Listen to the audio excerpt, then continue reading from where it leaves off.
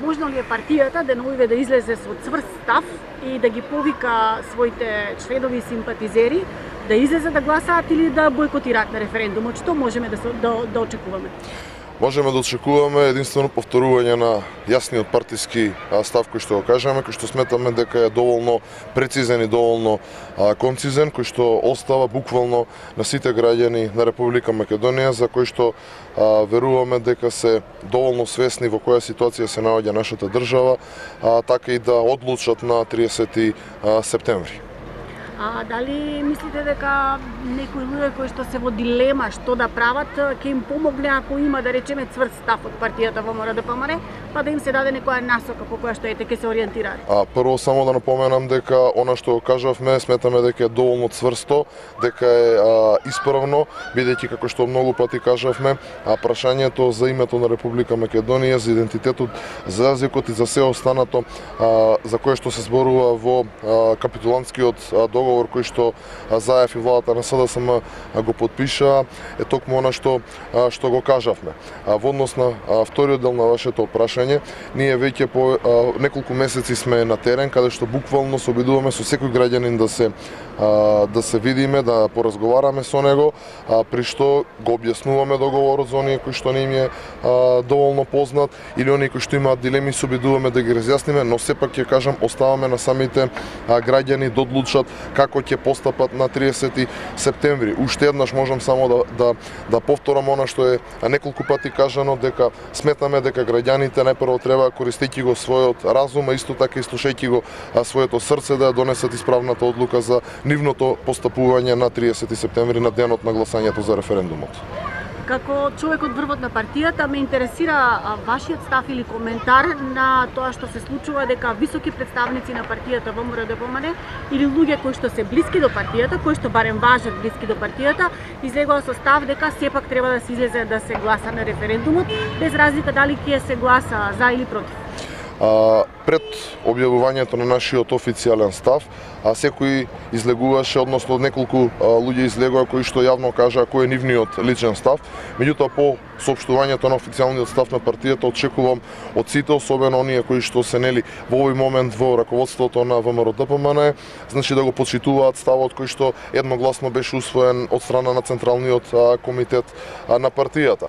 Во последниве неколку денови исто така можеме да забележиме дека дел од нашето членство има еден или друг став, дел од нив веќе објавуваат и по социјалните мрежи, меѓутоа тоа е сепак нели лични ставови на поединци и можеме да кажеме дека помалку или повеќе е во склоп на она што и ние како официјален став, како партија го имаме кажано. На крај на денот секој од нас има право како индивидуа, како поединец, нели да размислува во насока на официјалниот став на партијата. Очекувате ли мирно и фер гласање? Еве да речеме, како замислувате дека ќе се одвива денот на гласање во недела?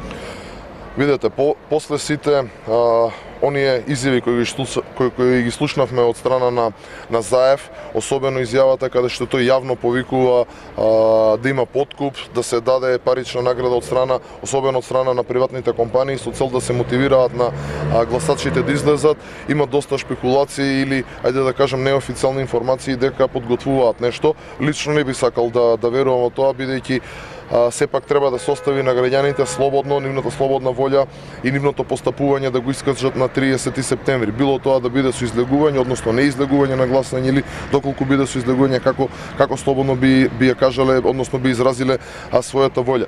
Било како ВМРО-ДПМН ќе биде спремно во било која ситуација да реагира доколку се случат некои непосакувани настани.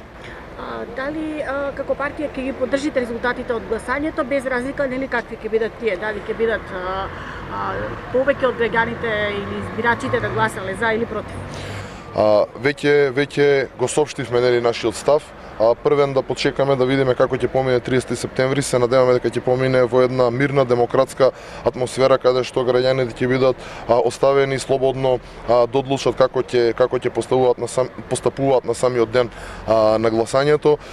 Потоа нормално дека ќе излеземе со наш коментар во однос на самиот процес на гласање. Зашто разговарате денеска на средбите со граѓани? Што ви соопштуваат тие? Што им порачувате вие како човек од врвот на партијата? Точно така, денес сме во посета на Кавадарци, ќе посетиме голем број на граѓани, ќе се сретнеме со нив, ќе поразговараме. Обично разговараме во однос на нормално наактуелната тема на која што и ние денеска разговараме, тоа е референдумот, договорот со Грција.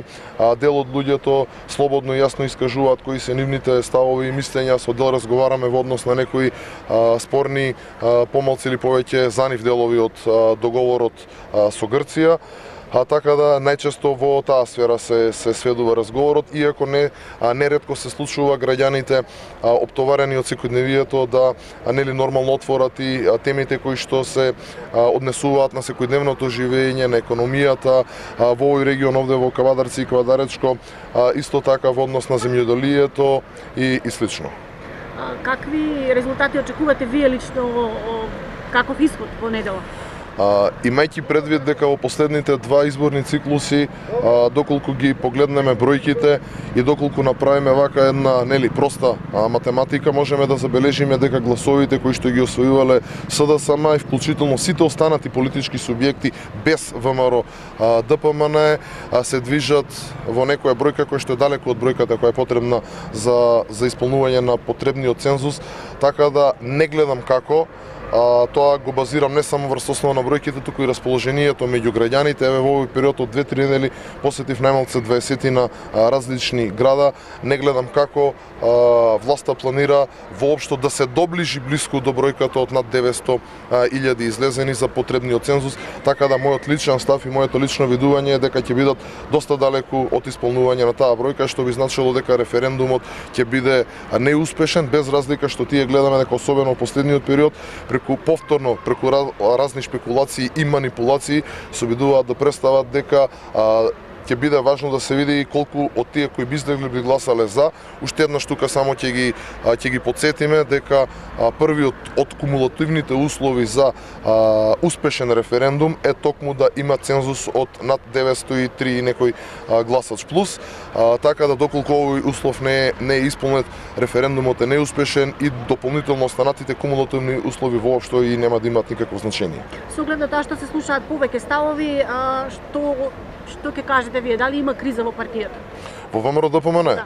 ВМРО ДПМН никогаш немало криза. ВМРО ДПМН е поголема од сите поединци кои што сме внатре во ВМРО ДПМН. Во многу ситуации во минатото различни структури, дали биле тие од надвор или од внатре, се обидувале намерно или ненамерно да наштетат партијата. Меѓутоа партијата секогаш обстојувала и секогаш била посилна од порано, и тоа е единствено што можам да го порачам, дека ВМРО ДПМН во моментов е посилна од било кога порано, и доколку имаме предвремени парламентарни избори, сме спремни тоа и на дело да го покажеме. Тоа е она што го порачувате најверојатно во средбите со Кавадарчини, меѓутоа на гледачите на КТВ што ќе им порачате? Тие што еве нема да се сретнат денеска со вас. На гледачите на КТВ ќе им го порачам она што и пред малку го кажав, доколку не се уште запознаени со договорот со Грција, а верувам дека најголемиот дел веќе се, да го искористат својот разум, да погледнат добро што е напишано, да погледнат дека го губиме името на Република Македонија, дека со уставните измени кои што ги кријат и кои што самиот премиер кажа дека само дополнително ќе ги збуни и исплаши граѓаните кои ги објават сега, е еден доволен сигнал.